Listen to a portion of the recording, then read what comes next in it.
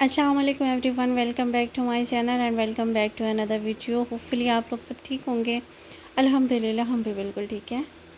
Vlog start ہو رہا ہے after نون سے، اور سارے گھر کے کام کرنے کے بعد سارے پانڈے ونڈے مانجنے کے بعد سبزی کی باری تھی، اور آج کھانے میں بننا تھے جی آلو گوبھی۔ گرمی جاتے جاتے واپس آ گئی ہے اور اس نے لے لیا ہے یو ٹرن، اور سمجھ میں ہی نہیں آ رہا کہ وہ جا رہی تھی یا پھر وہ آ رہی تھی یا پھر وہ راستے میں کہیں پھنسی ہوئی تھی۔ اتنا پیارا موسم دکھانے کے بعد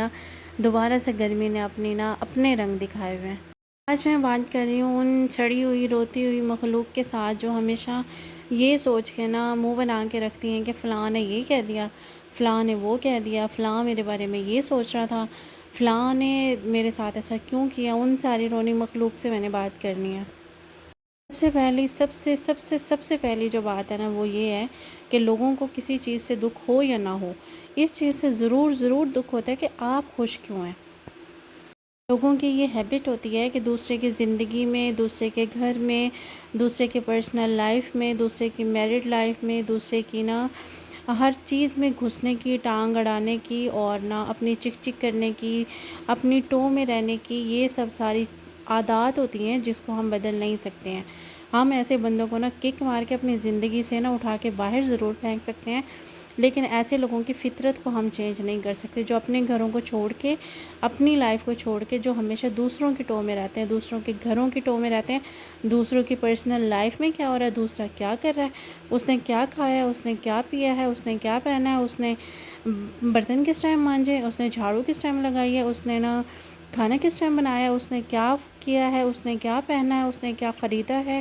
اس نے کیا نہیں خریدا۔ یہ ان لوگوں کی فطرت میں شامل ہوتا ہے جن کے اپنی زندگی میں کچھ نہیں ہوتا، جنہیں اپنے بچوں کی تربیت سے کچھ لینا دینا نہیں ہوتا، جن کے اپنی پرسنل لائف میں کوئی اچیومنٹس نہیں ہوتی، جن کی اپنی پرسنل زندگی میں وہ بات ہوتی نہیں ہے جو وہ دوسرے کے اندر ڈھونڈ رہے ہوتے ہیں، اور ان سارے چکروں میں وہ بس دوسروں کی ٹو میں ہی رہتے ہیں۔ تو ایسے لوگوں کو دیکھ کے رونے دھونے سے بہتر ہے کہ کک ماریں اور اپنی زندگی سے اٹھا کے ایسا باہر پھینکیں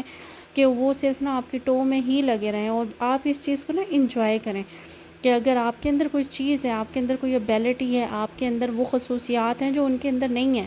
آپ کے اندر وہ ایبیلٹی ہے جو وہ چاہتے ہیں، ان کا خواب ہے، تو ایسے لوگوں کی ٹو کو انجوائے کیا کریں، نہ کہ ایسے لوگوں کو سوچ کے آپ لوگ رو دھو کے یا پھر اپنی زندگی کا ماتم بنا کے بیٹھ جائیں۔ یہ سارے پیغامات ان رونی دھونی مخلوقات کے لیے ہیں جو دوسروں کی ٹو کی وجہ سے، دوسروں کے آگ لگانے کی وجہ سے، دوسروں کی زندگی میں گھسنے کی وجہ سے رو دھو رہی ہوتی ہیں۔ ایسے لوگوں کو دیکھ کے انجوائے کیا کریں کہ ہاں جی، ہم بھی کوئی چیز ہیں، ہم بھی کوئی امپورٹنٹ پرسنالٹی ہے، جو لوگ اپنے سارے کام کاج چھوڑ کے، اپنے گھروں کو چھوڑ کے، اپنے بچوں کو چھوڑ کے، اپنی زندگیوں کو چھوڑ کے بس دوسروں کی صبح سے لے کے شام تک کی روٹین پہ دلچسپی رکھتے ہیں۔ ایسے لوگوں کو اپریشیٹ کیا کریں آپ لوگ۔ ایسے لوگ بڑے امپورٹنٹ ہوتے ہیں جو کانی آنکھ سے، سیدھی آنکھ سے، کھلی ہوئی آنکھ سے، سوتے ہوئے، لیٹے ہوئے، بیٹھے ہوئے، سب کچھ آپ کو کاپی کرنے کی کوشش کر رہے ہوتے ہیں۔ انہوں نے صرف نیگیٹیوٹی پھیلانی ہوتی ہے، وہ نیگیٹیوٹی انہیں ورثے میں ملی ہوتی ہے، وہی نیگیٹیوٹی انہوں نے آگے ورثے میں اپنی اولاد تک دینی ہوتی ہے، اور پھر وہ نسل در نسل آگے یہ کام چلتا رہتا ہے۔ ان کے فطرت کو تو ہم چینج نہیں کر سکتے، تو ظاہر بات ہے ہم ایسی چیزوں کو انجوائے کر کے اپنی زندگی کو پرسکون بنا سکتے ہیں۔ میں تو ایسا ہی کرتی ہوں، جو میری ٹو میں رہتے ہیں، جو میری حرکتوں پہ، میری چیزوں پہ، میرے گھر پہ، میری زندگی پہ، یا پھر مجھے کاپی کرنے کے جو چکر میں رہتے ہیں میں تو بڑا انجوائے کرتی ہوں کہ ہاں جی، جو اپنے گھر کو چھوڑ کے مجھے امپورٹنٹ پرسنالٹی کے اوپر توجہ دی ہوئے ہیں، تو کچھ تو بات ہے۔ ان کی اپنی زندگی میں وہ سب چیزیں نہیں ہوتی ہیں جو وہ آپ کی ٹو میں رہتے ہیں، جو آپ کو دیکھ دیکھ کے وہ کرنے کی کوشش کرتے ہیں، تو رونے دھونے کا کوئی فائدہ نہیں ہوتا۔ ایسے نیگیٹیوٹی لوگوں کو، ایسے نیگیٹیوٹی چیزوں کو، ایسے نیگیٹیو مائنڈ کو اٹھا کے باہر پھینکنا اور انجوائے کرنا ہی میٹر رکھتا ہے۔ اور یہ میرا اسپیشل پیغام ہے سب کے لیے۔